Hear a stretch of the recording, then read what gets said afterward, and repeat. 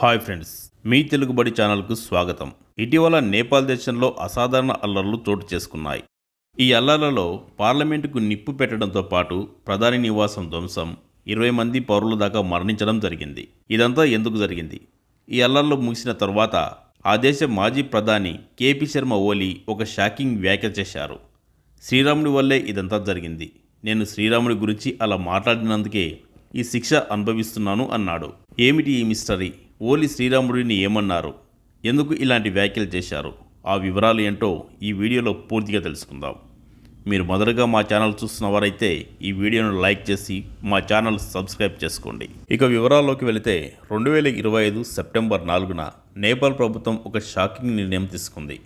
Facebook, Instagram, YouTube, WhatsApp, X వంటి 26 social media ప్లాట్ఫారంలను black చేసింది.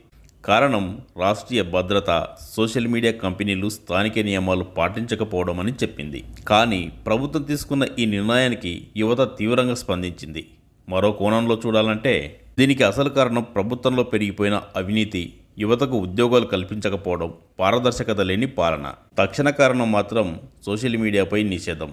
ఫలితంగా యువత ఆగ్రహంతో ఊగిపోయారు. సెప్టెంబర్ 8 నుంచి అల్లర్లు చెలరేగాయి. కాఠ్మండ్లో లక్షలాది మంది రోడ్లపైకి వచ్చారు. పోలీసులతో ఘర్షణలు, 19 నుండి 22 మంది దాకా మరణాలు, 13,000 మందికి పైగా ఖైదీలు జైలు నుంచి పారిపోవడం జరిగింది. పార్లమెంటు భవనానికి, ప్రధాని కేపీ శర్మ ఓలీ నివాసానికి, ప్రెసిడెంట్ హౌస్కు నిప్పు పెట్టారు. హిల్టన్ హోటల్ వంటి భవనాలు కూడా ధ్వంసమైపోయాయి. సెప్టెంబర్ 10న అల్లర్లు తీవ్రమవుతుండగా ఓలీ తన పదవికి రాజీనామా చేశారు.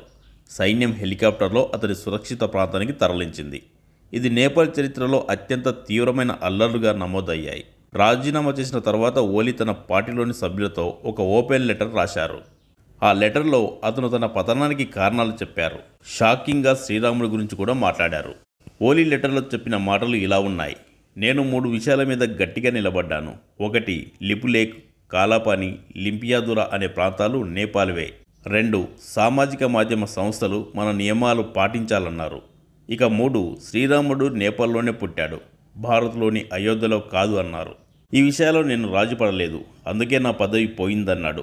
దీనివల్లనే భారత్ నన్ను శిక్షించిందని చెప్పాడు. ఈ మాటలు భారత్ నేపాల్ మధ్య గొడవలను మళ్లీ పెంచాయి. ఓలీ తన నిర్ణయాలు దేశం కోసమే తీసుకున్నానని, కానీ అవే తనకు సమస్యలు తెచ్చాయని చెప్పారు. అయితే ఓలీ శ్రీరాముడి గురించి మాట్లాడడం ఇదే మొదటిసారి కాదు. 2020లో కూడా ఇలాంటి మాటలు మాట్లాడారు. 2025 జూలైలో మళ్ళీ అలాంటి వ్యాఖ్యలే పునరావృతం చేశారు. ఇంకా ఓలీ ఏమన్నాడంటే, శ్రీరాముడు భారతీయుడు కాదు, ఆయన పుట్టిన చోటు నేపాల్లోని చిత్వాన్ జిల్లాలో థోరి అనే ఊరు. కానీ ఆయన పుట్టింది అయోధ్యలో కాదన్నారు. రామాయణ గ్రంథంలో చెప్పినట్లు విశ్వామిత్రుడు నేపాల్లోని చతారాలో లక్ష్మణుడికి శిక్షణ ఇచ్చారు. శివుడు, విశ్వామిత్రుడు, వాల్మీకి అందరూ నేపాల్ వాసులే. దశరథుడు పుత్రకామేష్టి యాగం చేసిన రెడీ అనే చోటు నేపాల్లోనే ఉంది. వాల్మీకి ఆశ్రమం కూడా అక్కడే ఉంది అన్నాడు. మరి ఓలీ ఎందుకు ఇలాంటి వ్యాఖ్యలు చేశారు? ఆయన ఉద్దేశం ఏంటి?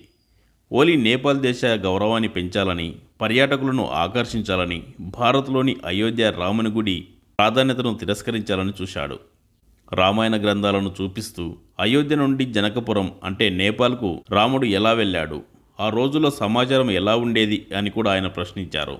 ఇది అతని రాజకీయ ఎత్తుగడలు కావచ్చు. కానీ అదే సమయంలో కేపీ శర్మ ఓలీ సమూహంలో కొందరు ఆయన వ్యాఖ్యలను తప్పుబట్టారు. మత విశ్వాసాలను రాజకీయాలకు వాడకూడదని చెప్పారు. చూద్దాం ఇంకా ఓలీ నుండి ఎలాంటి వ్యాఖ్యలు వస్తాయో. మీకు ఈ వీడియో నచ్చితే లైక్ చేయండి, మా ఛానల్ సబ్స్క్రైబ్ చేసుకోండి.